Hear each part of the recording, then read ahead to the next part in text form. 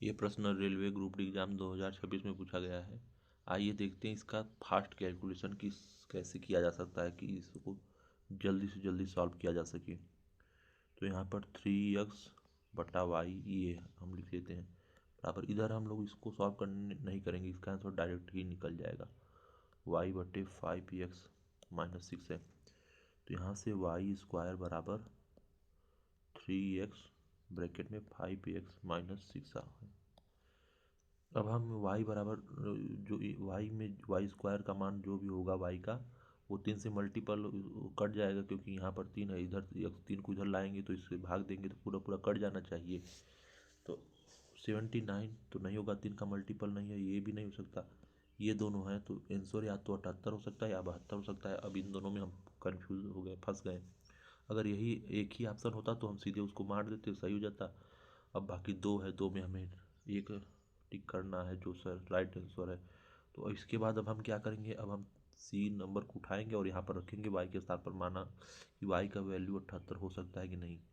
तो वाई को 78 गुणे 78 यहाँ पर रखते हैं और बराबर 3x ब्रैकेट में 5x माइनस 6, 3 से 78 कट जाएगा तो यहाँ पर 26 हो जाएगा। तो इसको हम मिटा कर लिख लेते हैं, 3 हटा दिया यहाँ से 78 हटा दिया और लिख लिया 26, यहाँ 26 लिख दिया बराबर यहाँ पर यक्स। तो अब हम यक्स का अब देखिए यहाँ पर हम इसको 26 और 78 को दो तरह से डिवाइड कर देंगे। ये 13 का स्क्वायर गुणे 2 का स्क्वायर गुणे 3, इस तरीके से इसे लिखा जा सकता है। और यहाँ पर यक्स गुणे 5x माइनस 6 ऐसे लिखा जा सकता है। अब या तो ये यक्स 13 का मल्टीपल होगा या तो ये 13 का मल्टीपल होगा, इसी से हम पता लगा लेंगे आंसर क्या हो सकता है। यदि यक्स 13 का मल्टीपल होगा तो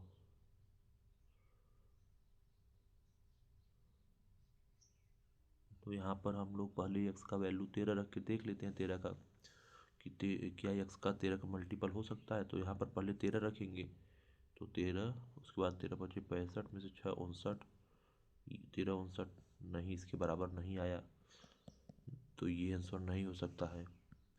अब 13 का अगला मल्टीपल 26 रख कर देख लेते हैं। यहाँ पर x बराबर 26 रखते हैं तो 26 पंजे 150 मतलब 130 माइनस 6, तो 26 गुणे 124, ये भी नहीं हुआ। और इससे 26 गुणे 78 से काफ़ी बड़ा ये आ गया, बहुत ही बड़ा आ गया।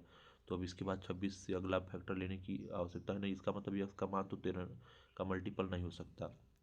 अब तो अगला ऑप्शन चेक कर लेते हैं। अब तो 5x माइनस 6 13 का मल्टीपल होना चाहिए। और यहाँ पर अब हमें एक और फ़ायदा है कि हमें भी ये पता चल गया कि यक्स का जो भी संख्या है वो 13 का फैक्टर हो ही नहीं सकता, पॉसिबल ही नहीं है, क्योंकि हमने 13 और 13 का अगला 26 ही लिया तभी संख्या इतनी अधिक आ गई। तो यहाँ पर 13 का अब जो यह 13 का स्क्वायर 169 है वो तो इसमें हो नहीं सकता, अब वो इसमें ही होना चाहिए, 5x माइनस 6 में ही वो होना चाहिए। तो अब इसको इसके बराबर रख के देख लेते हैं क्या ऐसा पॉसिबल है। 5x माइनस 6 बराबर 169 रखेंगे, ये फिर उसके बाद 5x बराबर हो जाएगा 175, एक्स बराबर 5 3 15 50 25, एक्स का मान 35 आ गया। तो यहाँ पर एक्स का मान 35 गुणे 135 गुणे 169, इसको हमने 169 13 का मल्टीपल माना जो कि इससे बहुत ही बड़ा आ गया। 26 गुणे 78 इसका मल्टीपल आना चाहिए और इससे बहुत बड़ा आ गया, तो ये भी पॉसिबल नहीं है।